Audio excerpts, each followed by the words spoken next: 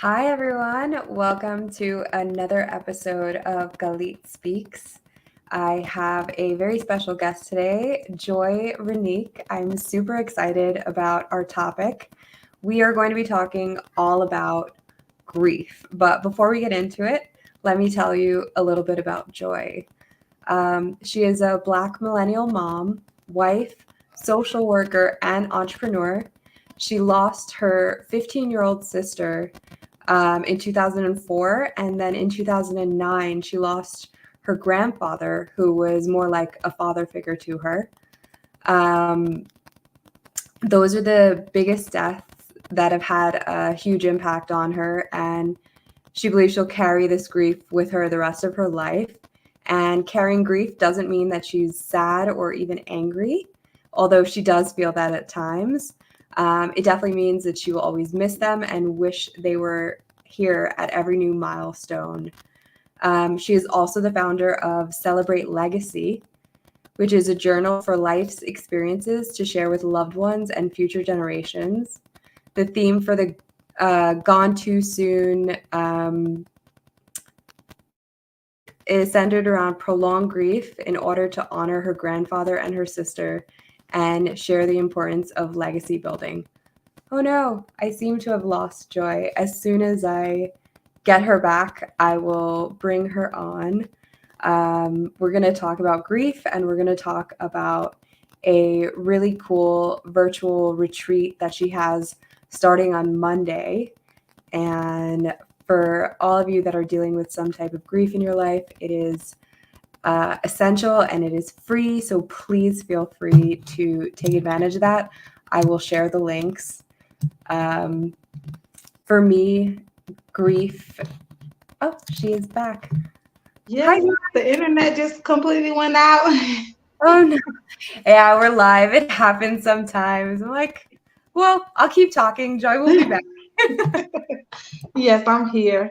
Well, I know everything about myself, so I didn't miss anything.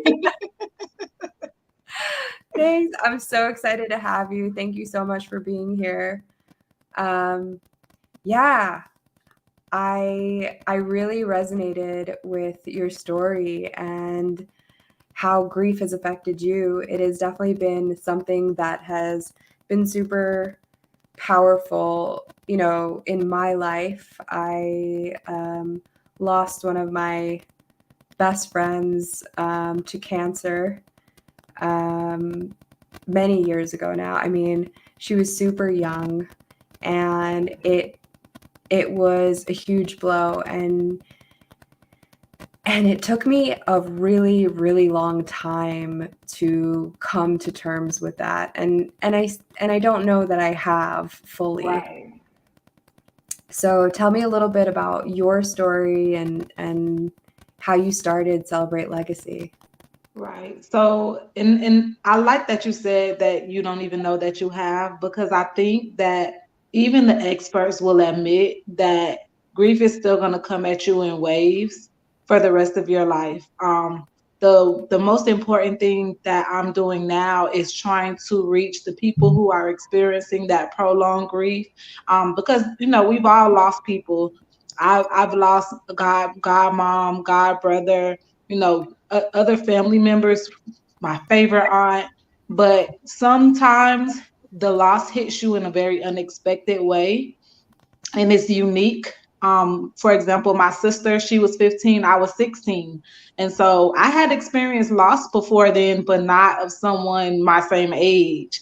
And not so unexpectedly. So it was an accident. If she choked and on her own vomit and was found unresponsive. So it wasn't like, somebody else was to blame, or, it was literally a freak nature accident. And then because I wasn't that close to my sister, that is what made it even harder, because I felt like we had the rest of our life to be close.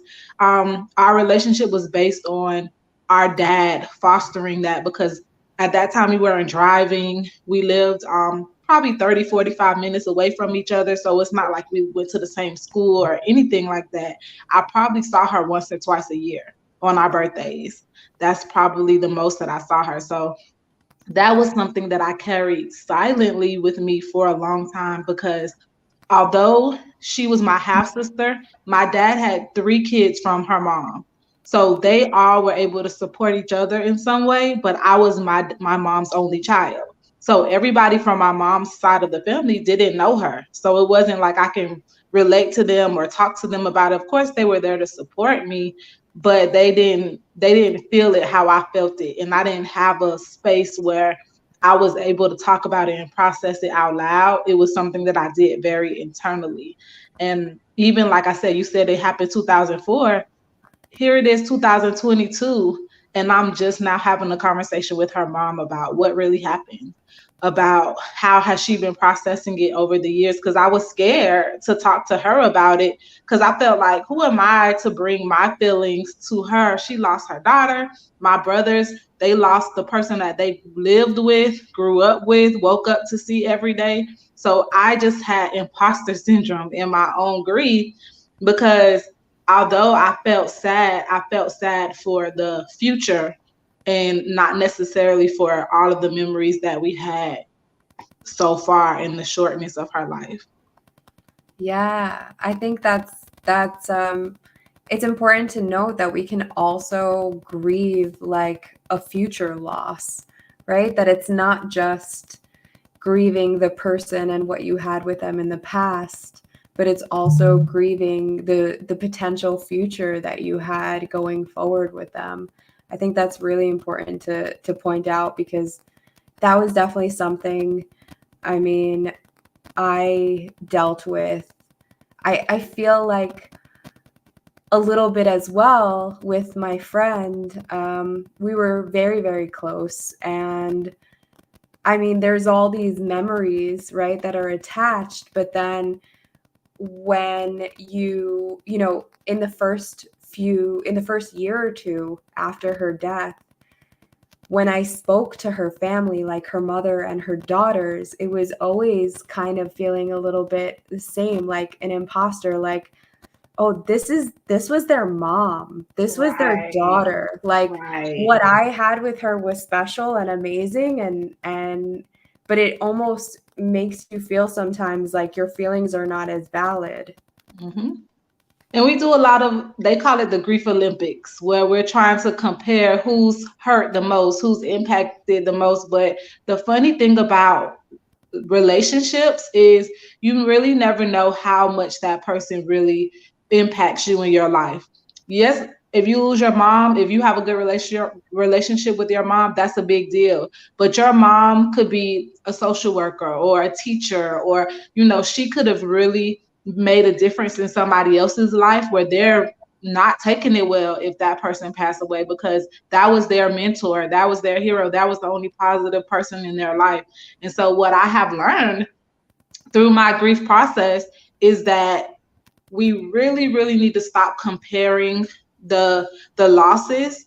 We have to understand that we can all mourn the same person differently. I might think that you're not mourning them enough because you're not crying every day, but that doesn't mean that you don't miss them just as much as I do. I think that we do it without even noticing it. It's like second nature, and that's I am guilty of it. When my grandfather passed away, my grandmother, that was her husband since my mom was a child. It was my mom's stepdad, but it's the only grandfather I knew. So in my mind, it's like my whole life he was my grandfather, but in her mind, it's like that was my soulmate. I knew him longer than you've been living. So it wasn't necessarily a competition, but it was hard to hold space because we both had to process the loss in our own way. And then families don't always know how to support each other while they're trying to manage their own grief at the same time. Yeah. So, what do you tell people when they come to you and they're going through grief and they have these things come up? So for me, my lane is journaling. That's what's helped me the most. I always feel like I express myself better in writing. I've been blogging since I was in college. And I started Celebrate Legacy because my aunt, who's no longer with us, I interviewed her in college. It was an assignment that asked me to interview an elderly person. And it can't be your grandparents because they knew everybody was going to interview their grandparents. So I interviewed my grandmother's sister.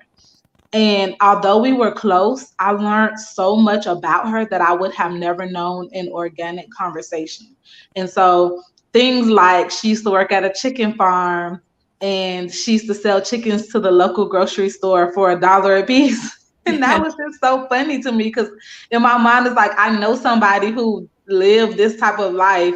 I'm from Miami, so this is completely city life. Nobody's selling chickens anymore. But I was able to really connect with her. And then now that she's gone, I found that paper that I wrote and it was like a 7-page paper. So me reading, I didn't remember half of the things that was talked about in there, but me reading it now allows me to still be connected with her, even though she's gone. And so for me, my advice would always be to connect to those memories, have conversations with people who also remember your person so that you guys can kind of compare notes, because sometimes you'll learn something about that person that you would have never known, because people are avoiding the conversation because it's so sad. But I also started the retreat because I knew that I'm not the expert when it comes to everything grief related. I wanted to bring more experts to the table who were able to bring different perspectives on what it means to grieve well, and also how you can process it in a way that you feel like you're honoring your person and that you're connected with your person, not only in moments of sadness, but in moments of joy and pleasure. And when you're succeeding in life, the things that your person would have wanted you to be doing, they will be smiling knowing that you're living your best life. Being able to get to that point in your grief journey is what I'm trying to help give people, but it's definitely not something I could teach on my own. It's something that I really wanted to make sure it was a group effort and that we can all, in one way or another, provide little nuggets of hope and healing to get people further along on the journey. That's really cool. Tell me a little bit more about Celebrate Legacy. What is it exactly, and how can people get involved? So, Celebrate Legacy is a journal for life's experiences to share with loved ones and future generations. The purpose is for you to be able to, because I think a lot of times when people think of journals, they think of like a diary, they think of something that's private. Well, I really encourage people to place it somewhere that's open for people to be able to read and ask questions. The way that the actual journal was set up is more like a planner where you can add and remove pages. So that way, if you want to keep some pages private, you can. If you want to be able to show it to them when you're ready or when they're ready, you can. But for the most part, you can have those pages there where you can talk about. And so we provide prompts that are legacy driven. So they're not what's your favorite ice cream or what color do you like. They're really meant to capture your experiences so that other people are able to benefit from your advice. And we're so committed to that I'm a millennial. My grandfather's sister, she's a baby boomer. We worked on the questions together to make sure we were able to bridge that generational gap and Yeah. ensure that what I interpreted the question, because you will be surprised how a question can be taken differently from one generation to the next. Example I like to say is one of my questions was, who is the breadwinner in your house? And she was like, why are you even asking that? She got offended. And because she's very feminist, pro woman, and she just didn't understand why was that important, because she knew that I thought it meant who contributed the most. And she said, go look in the dictionary and read what that word means. And it says anybody who contributes financially into a home is a breadwinner. And I never knew that. I feel like my whole generation has just changed the definition of what a breadwinner is. And that is what I wanted Celebrate Legacy to do, to be able to open those conversations and making sure that there's a connection. She taught me that day, and that wasn't a conversation we would have had unless it would have came up on a TV show we both were watching at the same time. These are conversations that I feel like when the people who are ahead of us leave, they leave all of this with all of this wisdom and all of this valuable information, and I want us to be able to really pass it down. She's my aunt. A lot of times people only think about your child, your grandchild, your great grandchild, but your aunts and uncles, cousins, people that are distantly related to you also have experiences that you can relate to, that you can learn from, that are valuable to you, but we don't have ways to communicate that with each other, and that's what Celebrate Legacy is for. I love that. I was actually going to ask you if there are prompts, because that is like one of the biggest things, especially, so my friend, she passed away, she had cancer, and she had, it took from diagnosis until she passed about 2 years.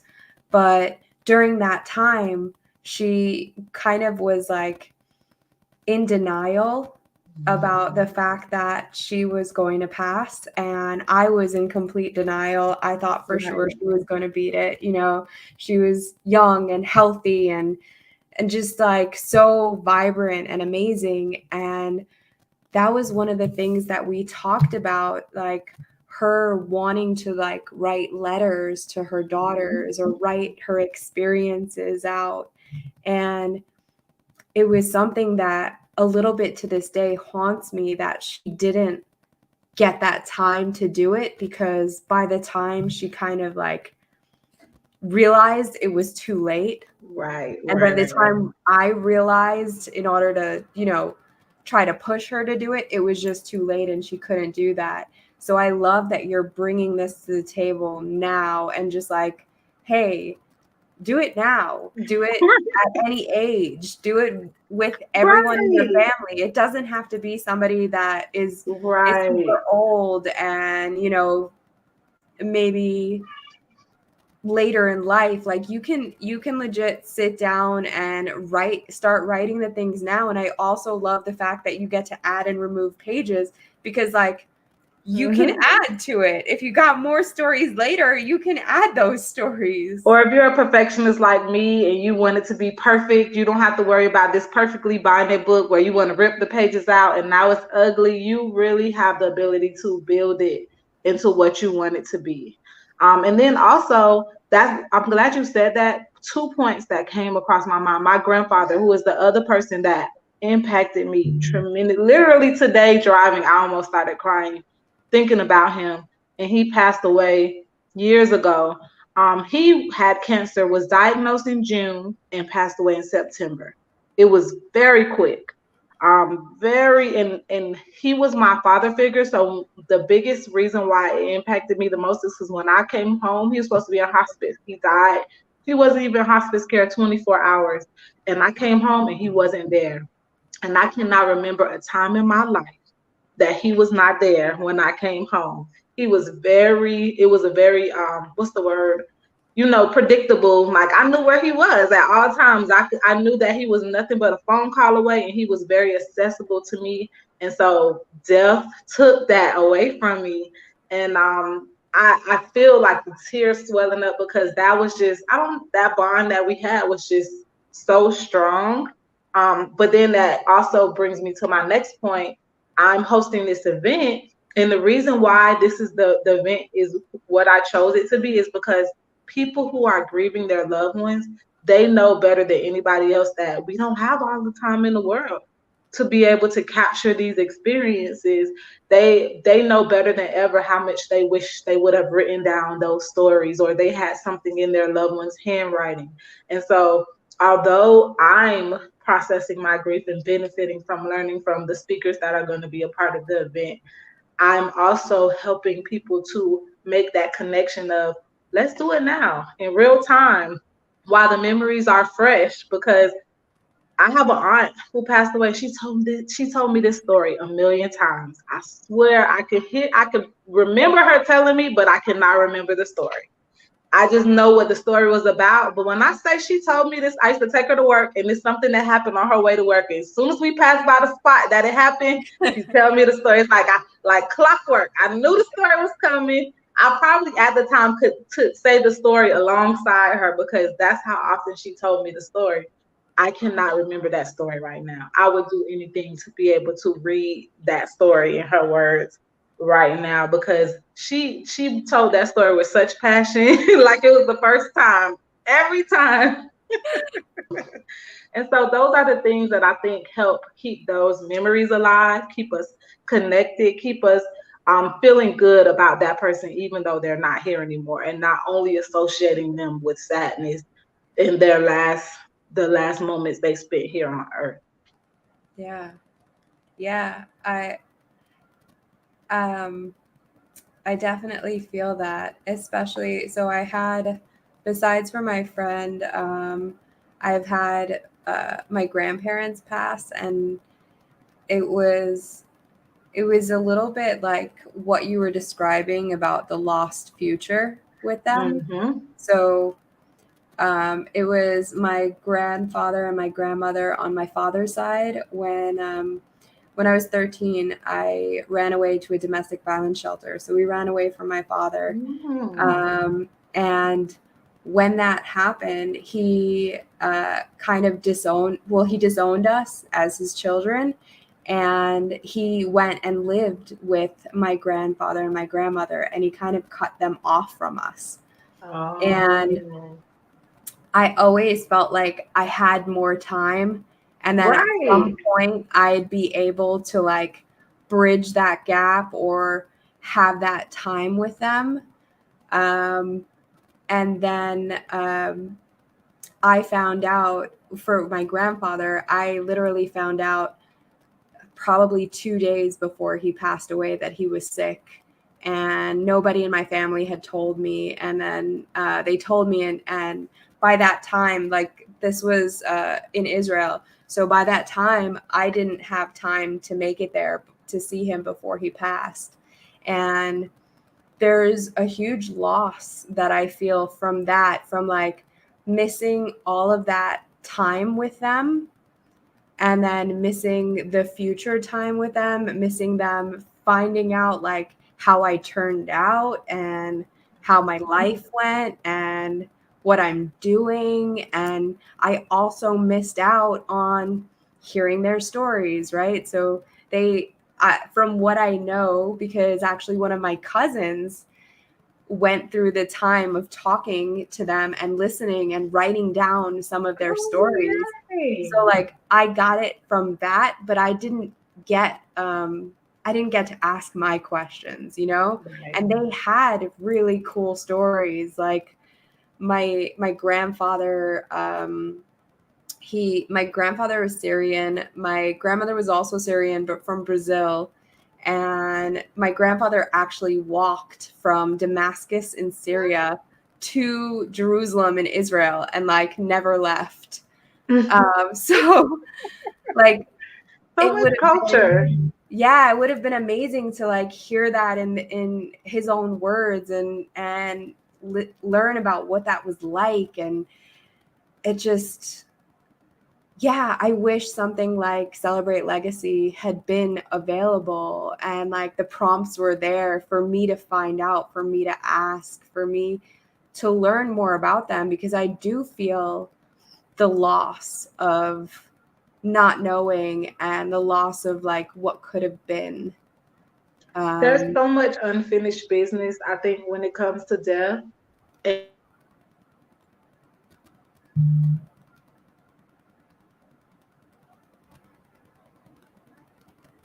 But my presentation in the retreat is called No Shortage of Memories. And I teach how you can use the memories of other people to be, and I create like an interview sheet with questions that you can really ask to get that information out of people to see what stories they might have. Because even though you can't make new memories with your person, they lived a full life before they passed away, and you, like I said, you never know how a classmate, a coworker, somebody, a friend, any relationship that they had, what kind of impact they had. I think about my own life, and when you were talking about your best friend and her daughter, I'm sure there's things that you knew about your best friend that you can share with her daughter, that she would love to sit and listen to that side of her mom, because I'm sure she has a way different perspective of her mom than what you have to offer. And I think a lot of times we avoid those conversations. But when I chose a godparent for my children, I wanted to make sure it was somebody who could tell them who I really was, not the surface level Joy, but it was my friend in college when I was so vain and my hair wasn't done and I came to her room crying. She said, "Joi, you need to get your hair done and do your hair and Oh make no, you it cut off skipped a out." little bit. Can you repeat that? I can. I went to her. I was in tears like the world was ending because I think I had somewhere to be and my hair looked a mess. And she gave me the flat iron. And my mom, I had never used the flat iron. I'm in college. I'll go to the beautician. I don't know anything about a flat iron. And so I was like, "Can you flat iron my hair?" And she said no. And I was like, "No." And she was like, "You're an adult. You're gonna figure out how to use this flat iron, and you're gonna stop crying over something that could be solved." And that is the type of stories that I want my children to hear, because I had those moments where I was vain or I was helpless, or I was making a mountain out of my hair not being done, where now in my 30s I'm like, I'm gonna put my hair in a ponytail and I'm gonna get on this live and I'm gonna send this message. I realize what's important, and it's not, I don't have to be, have to have a fresh hairstyle just to be able to have a conversation with people. But you couldn't tell me that in college. Yeah. Yeah, I'm feeling the same. Today I was like, I don't feel like putting on makeup. I'm just gonna do Mhm. this. I'm gonna go through the whole day. I'm gonna do the live. I know my hair is a little messed up. I got something sticking up in the back over there. I'm like, it is what it is. People know me. But I am who I am I feel now. like that's what we miss about our people, because then we start realizing that the things we thought were important wasn't important. The time spent is what's important. The relationship is what's important. The connection, and those things, they don't die with them. You just can't connect with them physically, but you have to figure out how to hold on to those memories in a positive way and what to do with them. And so my solution is journaling, but there's other things that you can do. We have a speaker who is a curator, and she teaches you how to curate grief. Which in my mind, I'm like I never heard of a curator, and she's telling me I could be a curator, and I'm like, okay, let me learn how to be a curator. I think that's really awesome that there are so many unique and creative ways that we can express ourselves, but also that we can connect with our people. Yeah, so tell me more about the retreat. What are like the different topics that are going to be discussed? Yes, so it's all next week, Monday to Friday. Each day has a theme, so I'll kind of give you that. That'll be the easiest way to explain it. Day one, the theme is the theme. I have to pull it up now, my brain. It's called Good Grief. The only wrong way to grieve is to not grieve at all, and the purpose of that is to really affirm people where they are in their grief journey. As long as you're not avoiding it and just putting it in the box and not dealing with it at all, you are grieving right. And you are an expert in your grief, because guess what? Nobody else has been through the experiences that you have been through or had the relationship with the person that is lost like you. Even siblings, we could lose a parent, but each of us have a different relationship with that parent. And so it's unique. And the only way that it can be sorted through is with you being able to do the work. And so all of the speakers, we talk about the new diagnosis in 2022 of prolonged grief disorder, What does that mean? Do I have a mental illness? Is there something that I should be doing? Or do I just not believe in that? Can I at least know enough about it so I can see if what they're saying applies to me and that I can get help? Um, and that's really the idea behind day one. Then day two, we have a walk down memory lane, which again, like I said, a lot of times people think of sad things in memory lane, but our goal is to restory that so that you're thinking about how to save and cherish those memories that you have that are positive, that you want to hold on to, that you want to, when you get sad, you can think about this and laugh and feel connected with your person. Yeah. Day three is restoring grief. So that's challenging what you think you know. Sometimes people tell us don't cry, or you only have a certain period of time to grieve and then you should be back to normal. So not really accepting those things that are taught to us or that we tell ourselves, but figuring out ways to change the narrative so that it works for us. And then day four is life is for the living. So now we're talking about self-care. We're talking about who are you without your grief? Because we can't let grief define us. Yes, we may never be the same person we was before the grief, but we have to be comfortable in this new version of us. And how are we going to live well with this new version of us?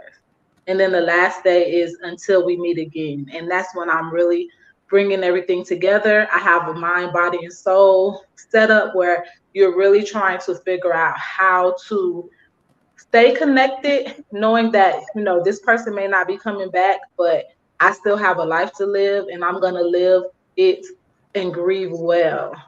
That's kind of the story of the Gone Too Soon retreat. But I have really done a good job with trying to find speakers who are going to speak to different specific areas of life that I think, people think of grief in one way, and it's so much more complicated than that. Grief has a culture.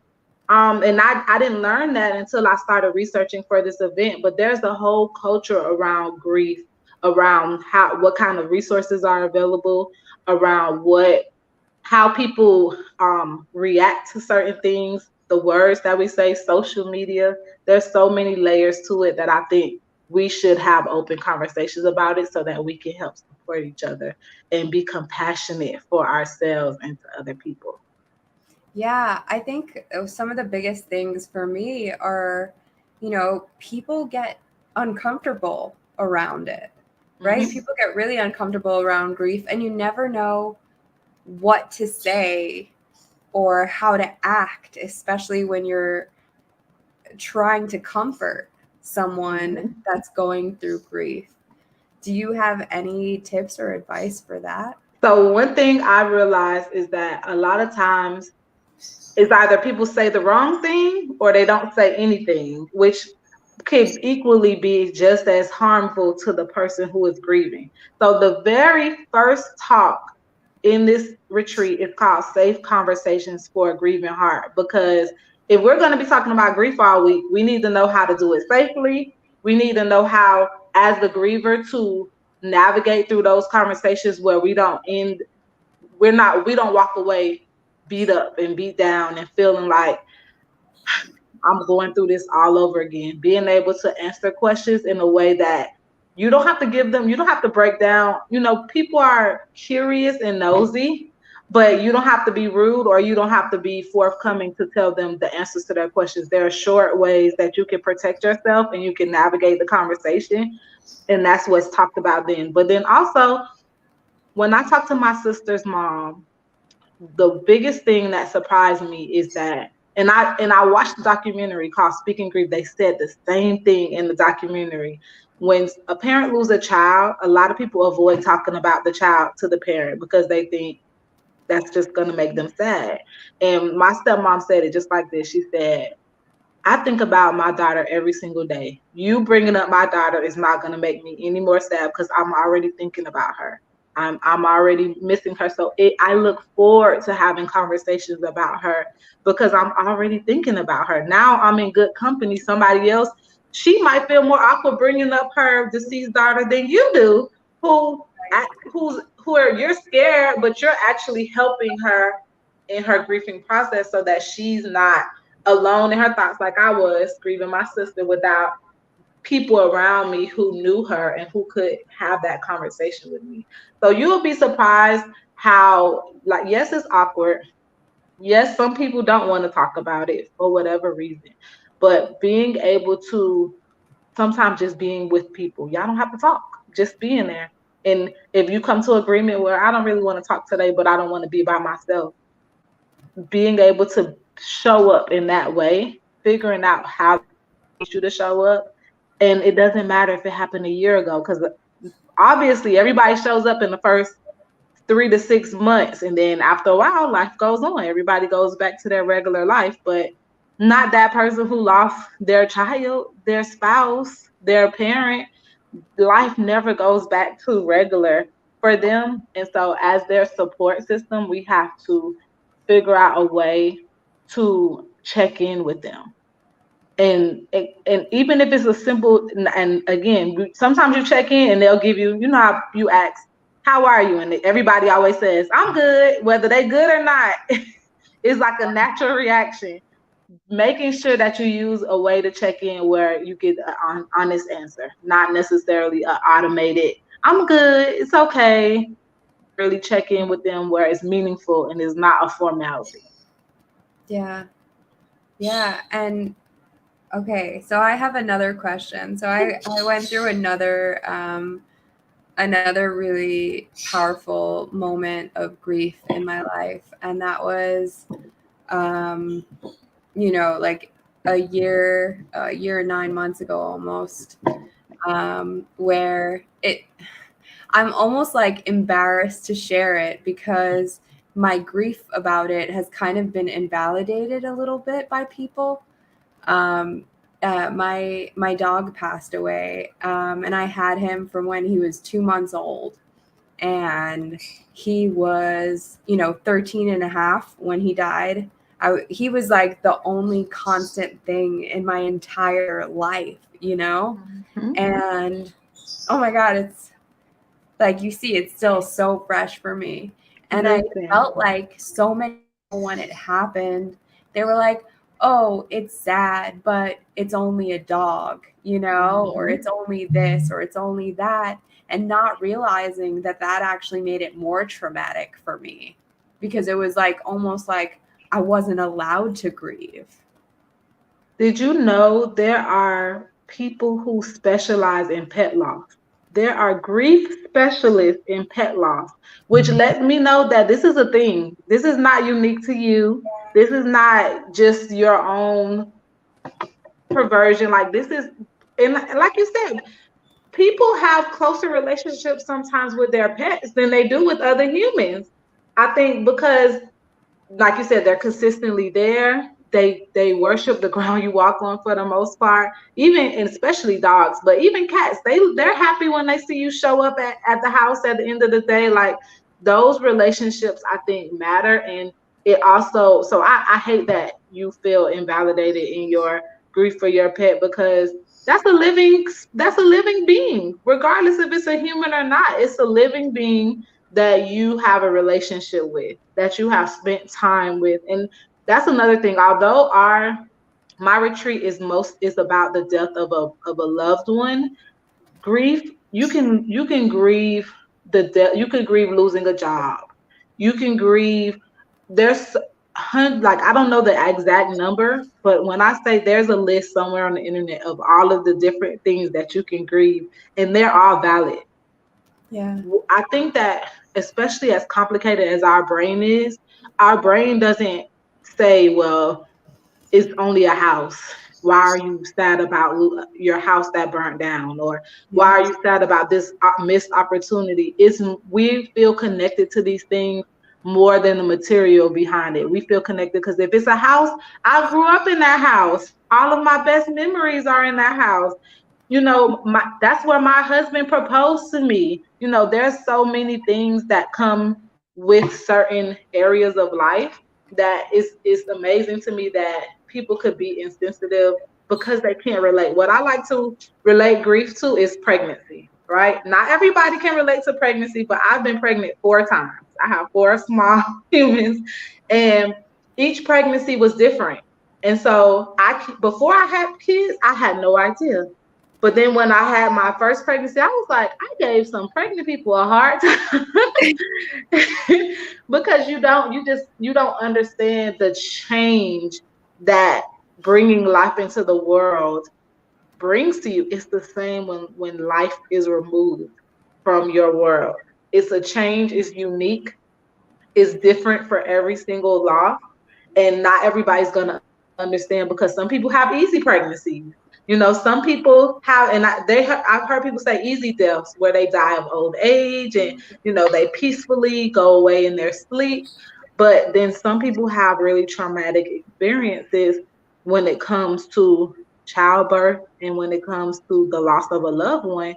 And so I love that analogy because I relate to it so much, and maybe somebody listening can relate to it in that way, because not everybody has lost somebody that close to them. And pray, fortunate for them if they have not.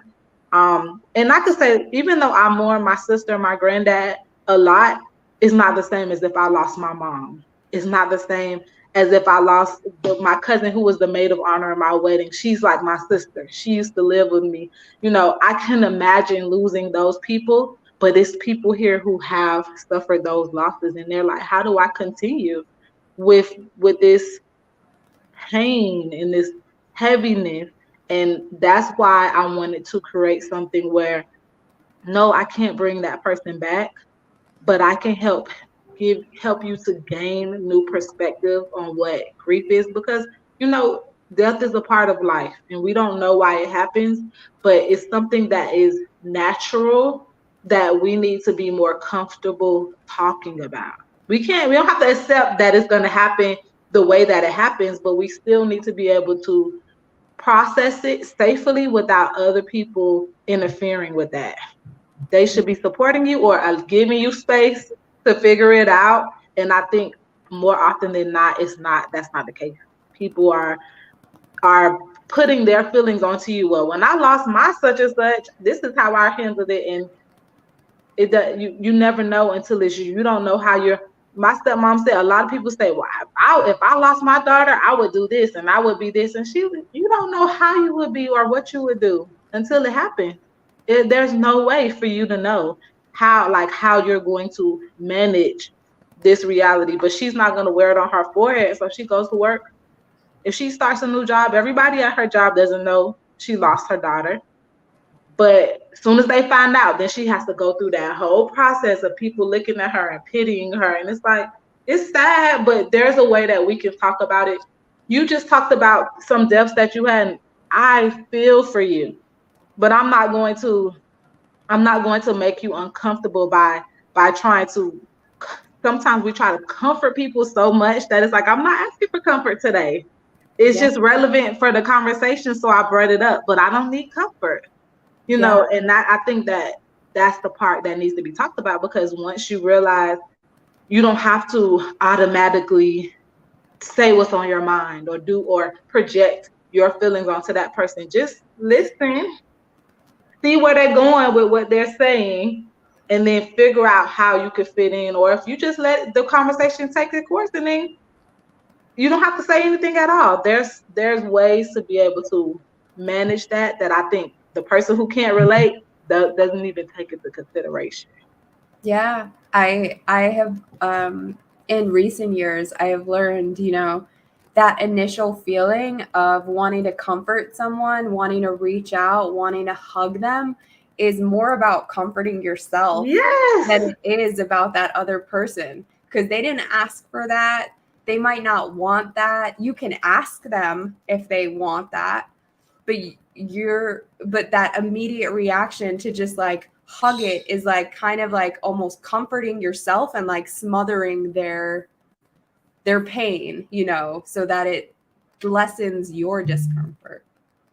I hate that about grief. I really do. But I'm hoping, like you said, with COVID, with just all of the things happening all over the world, that we now have permission to grieve out loud. We now have permission to really tell people, well, this is what I want and this is how I feel.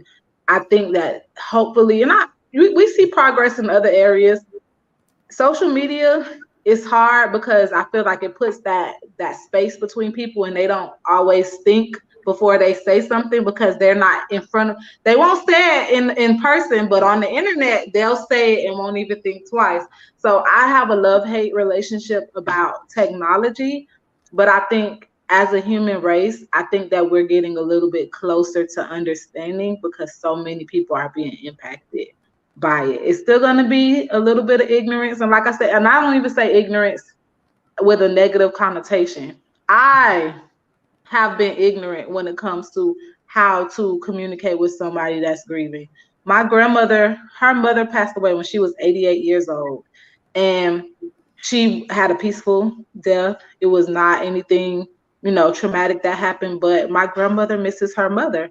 And I had to self-check myself because in my mind, I'm like, well, people don't live forever. Why does she still miss her mom? And I was like, Joy, if your mom died, are you going to ever stop missing her? And the answer is no. As my mom is like my soulmate. I'm very close to my mom.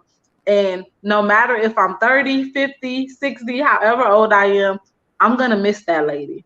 And that's how my grandmother feels about her mom. And I think that we don't often put ourselves in these people's shoes to understand why. And sometimes we can't, because if you don't have a close relationship with your mom, you might not see why somebody is so connected to theirs.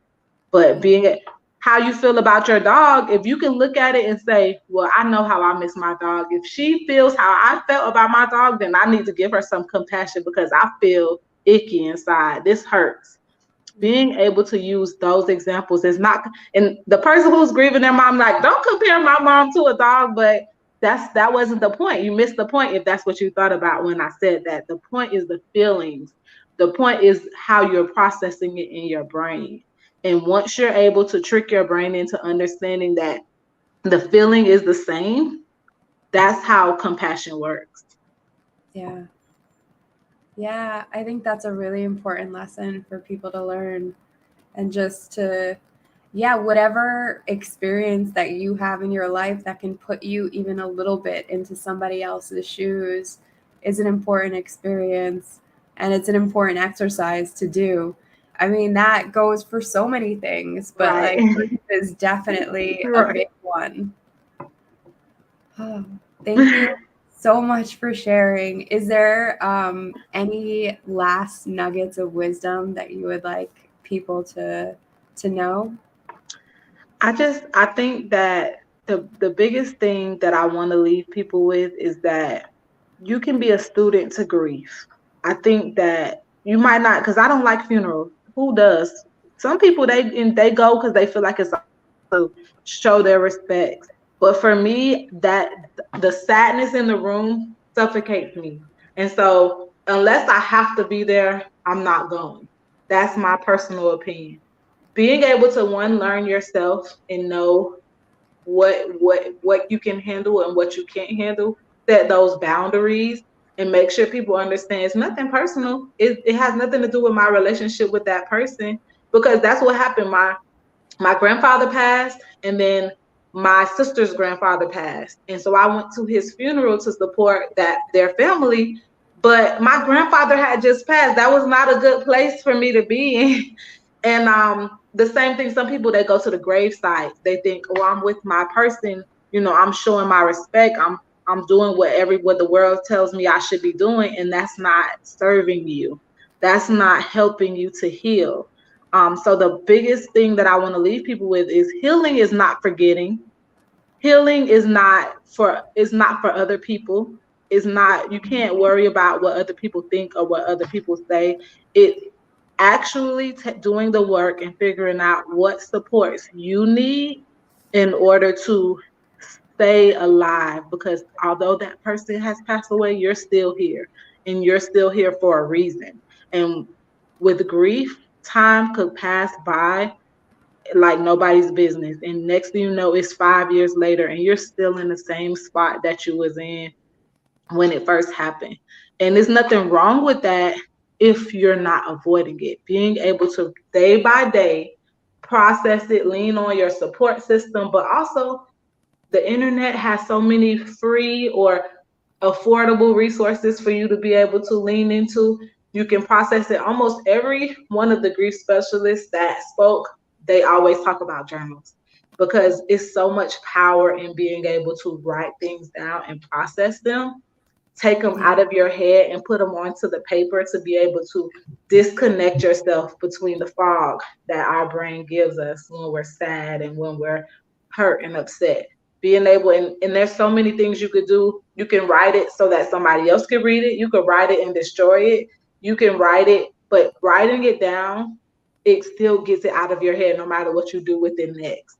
And then you'll realize if you do it consistently, you'll say, last year this time I was in a different place. Look at how I feel today compared to how I felt last year. It's harder to measure that when you don't have something tangible to track it.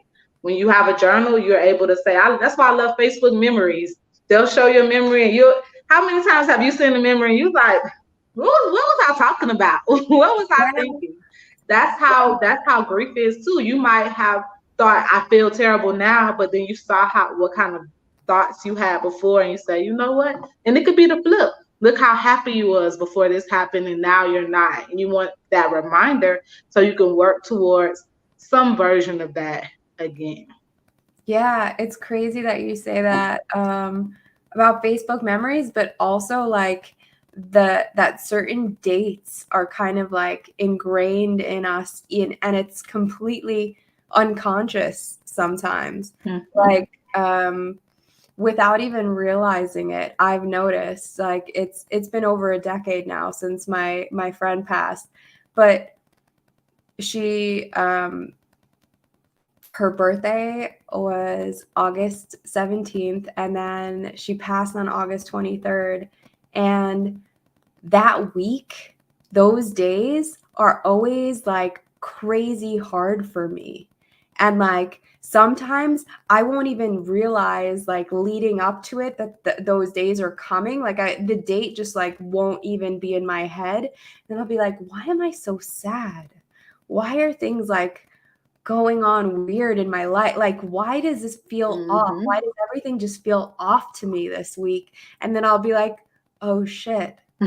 I do remember. So it's like something that we know and our body is constantly like processing over and over again. And like you said, like Facebook like memories, I will go back to them and I will be comforted sometimes by like different things that I wrote or just going to her Facebook page and like writing her a message and like telling her what's up.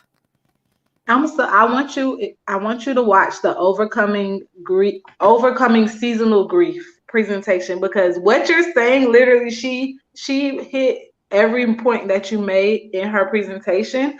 But also it was one more point. Did you, and this is, I promise you not. I planned this retreat September 19th through the 23rd months ago. It wasn't until I called my stepmom a few weeks ago and I was like, hey, registration is open. I want you to go ahead and sign up. And she was like, when's the date? Until she asked me when's the date, I did not realize that it was on my sister's birthday. My sister's birthday is the 19th. And when I've been talking about her for this retreat, I'm doing it for her. I'm doing it for my granddad. I'm doing it for these relationships. But subconsciously, I scheduled it for this day and I had no idea until she said it. And I just sat there and I said, oh my goodness. And I feel like that gave me a lot of confirmation. But I didn't do it intentionally. Like absolutely, it was no intention behind it at all. And like I know my sister's birthday. Like I didn't tell her, and she was like, "Joy, you know what day that is?" I know my sister's birthday, but it had never occurred to me until that moment in the conversation with my stepmom. And so I think, like you just said, it's so complex. It's so many things that we don't even know that's happening. And I really hope that anybody's watching this really takes the time to look at what the presentation topics are for the retreat, because I can assure you there's going to be a topic that resonates with you directly, because I worked really hard making sure that the speaker lineup was diverse, but also the topics were relatable and things that people struggle with in one shape, one way or another. And I got people who know this is what they do for a living.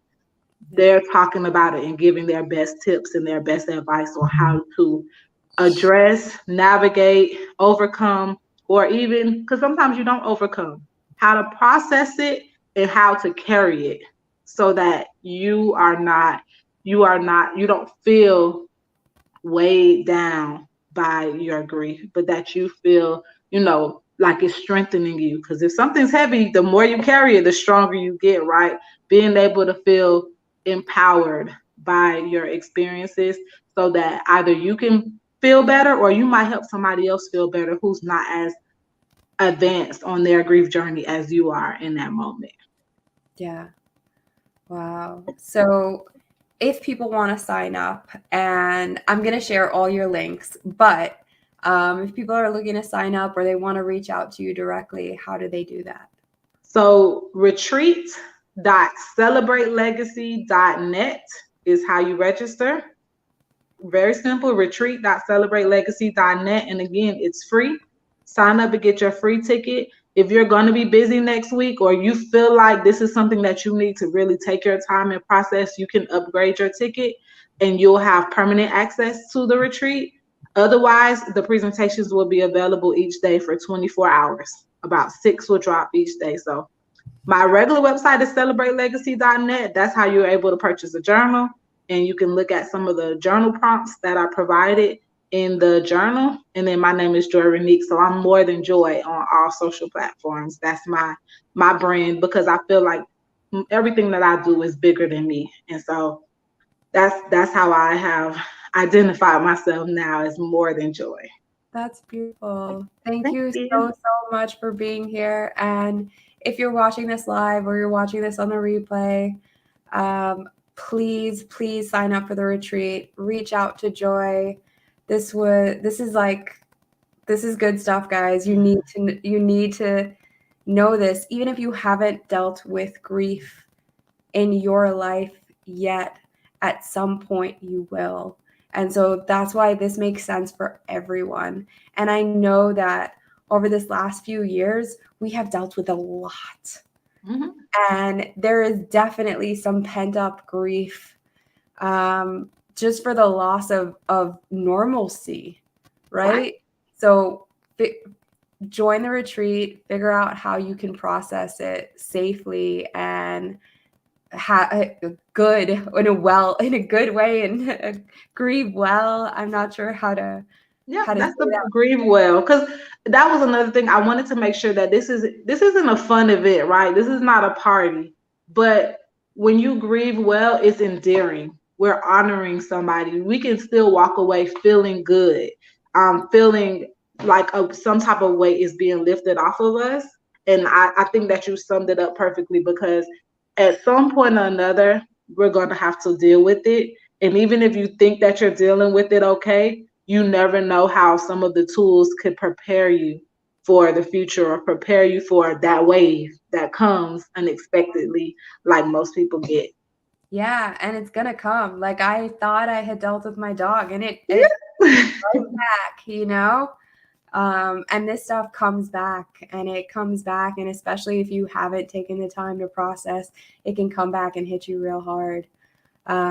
So if you know anyone that needs to hear this, if you know anyone that should be at the retreat, please share this video with them and make sure that they reach out to Joy.